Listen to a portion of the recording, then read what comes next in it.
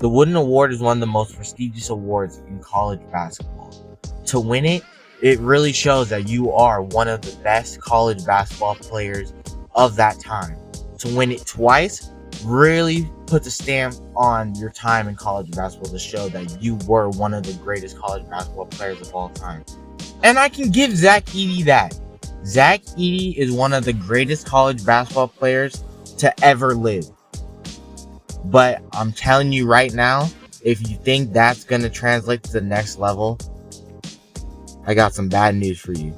But first, hey y'all, I'm Fast Break Mill, and you're currently watching episode 16 of the Fast Break Mill podcast. If you haven't already, please go subscribe to the YouTube channel and also subscribe to the TikTok, where you can find other basketball content. In today's episode, I just want to talk about Zach Edey, this year's Wooden Player of the Year for the second time in a row. I just want to talk about his chances of being a lottery pick and if it's a smart move to pick him in the lottery. First off, again, I just want to start this off by saying I'm not hating on Zach Edey. I think truly Zach Edey on the next level could be a solid big man. Like, potentially, he could be a starting center in the league. But from what I've seen so far, I think it would truly be a mistake to take him in the lottery pick. I've seen him projected to go as high as 13. Where on my board, this man could go as far as late second round to undrafted. I just feel like, one, we look at Zach Edey's size at 7'4", and that's his biggest talent right there. You take that away, he's just a normal center on the collegiate level that probably isn't doing much. I truly think he can be a solid NBA center, but I feel like the hype right now is just too much, considering that he is a typical 2000s center, back to the basket, I'm going to hit you in the post, has no other offensive game other than post work. And that post work is not even that special, to be honest with you. There was clips on Twitter going around where it literally showed UConn's game plan for Zach Edey, which was, we're going to let him eat, we're going to stop the three, because that's really what's most important. Zach Edey eating is not going to affect the game.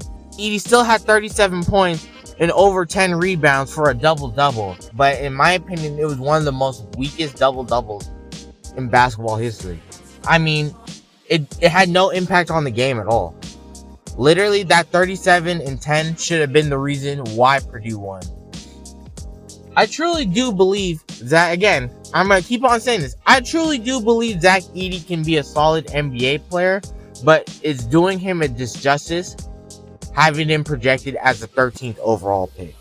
Because there's about 20 other players that could get drafted ahead of Zach Edey in that position at number 13. I'm going to be completely honest with you. It's just, I don't know how we gotten to the point where we see Zach Edey and we're like, potential first round pick. Like, I hear the rumors that people are saying that this draft class is not that good. And that's just, to me, that's just people not doing their due diligence.